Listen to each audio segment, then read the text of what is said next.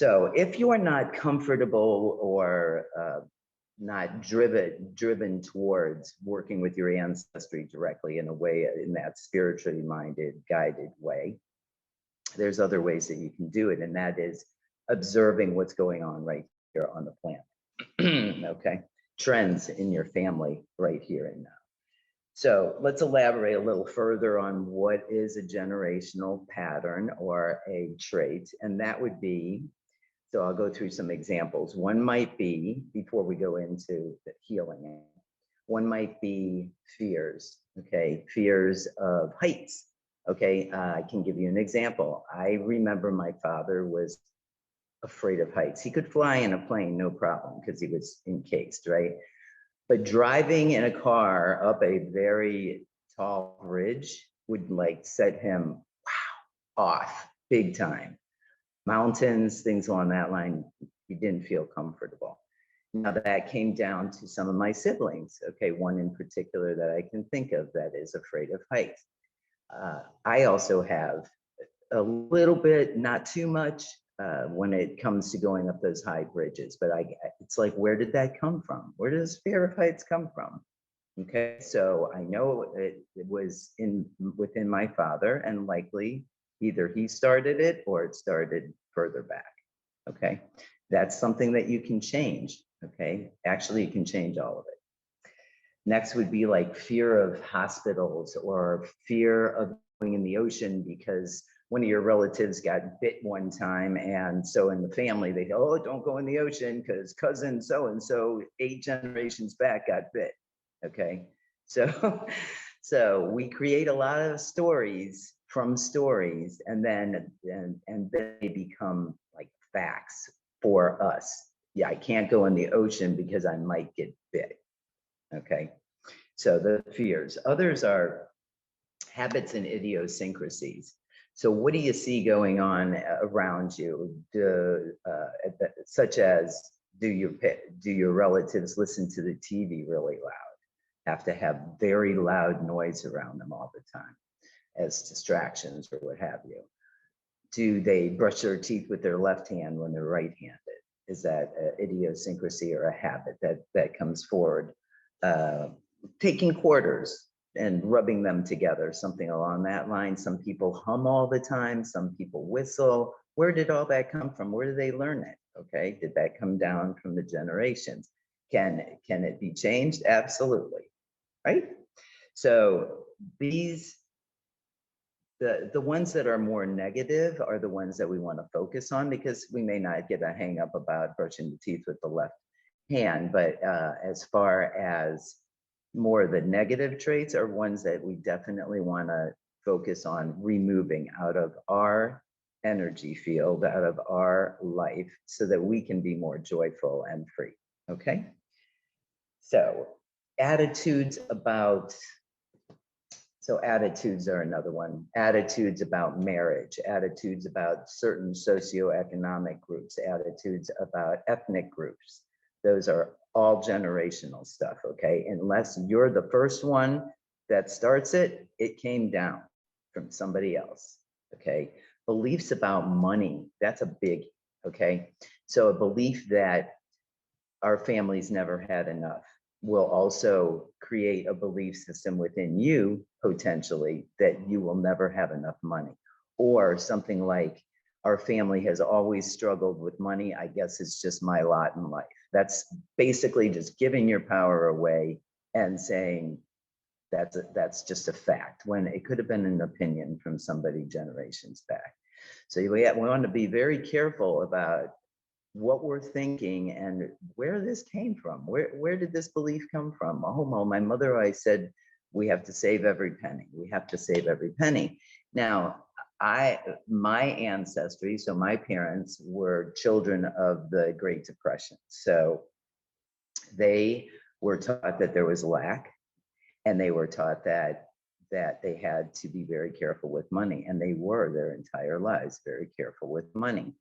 And so that it has also gone into some of my siblings. Okay, I'm not one of them. I did not get that little money fear thing going on.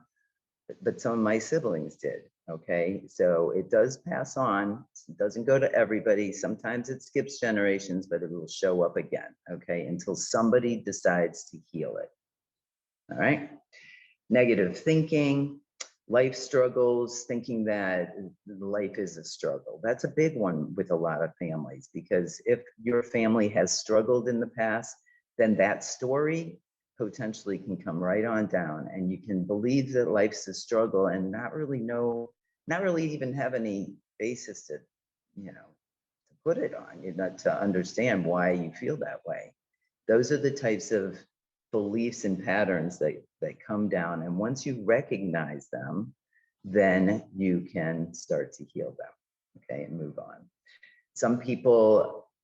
Some families have poor relationships. They have no known idea of how to speak with one another. And that pattern goes from generation to generation to generation. Poor communication. It just absolutely, we don't talk about it. We put lipstick on a pig, we brush it under the rug, and that's the end of it, okay? You can change that. You can choose to speak your piece. You can choose to speak your truth. You can choose to let people know how you feel in your family. And it may be really super uncomfortable because everybody else in the family is used to not talking about their feelings, okay? So we have to be mindful of that they may not take it very well. However, for your own healing, for your own sake, for your children and children's sake, you want to start speaking your truth if that's something that's going on in your family, okay? The next one, my family doesn't believe college is necessary. So a lot of families don't believe college is necessary. Well, what if you decide that you'd like to go to college? What if you want to make a change? You want to learn something new? And the whole family is just like, what do you need that for? You don't need college to be successful. Skip that stuff, right? So you're getting all that pressure from the family saying, don't take that class. You don't need that class. I'll tell you everything you need to know. Okay. So these are beliefs and patterns and traits that get brought down from the generations before us. Let's see, messages that I spoke about before. So these would be opinions of others, like, I have to do everything myself. Okay, you ever hear a relative say that? I have to do everything myself. There could also be life is extremely difficult if I were to leave this town. Okay, so this would be a physical thing. When a family stays in a small town for generations and generations because one person in the 1800s left the town and he wasn't successful or she wasn't successful. So she ended up coming back to the town and formulating a fact that if I leave this town, I won't be successful. That's a very limiting belief. And that comes down then the generations into 2000 here. And we're just like, why do I feel like if I leave this town, I'm not going to be successful? Because somebody back in the 1800s wasn't very successful, and it became a truth in the family.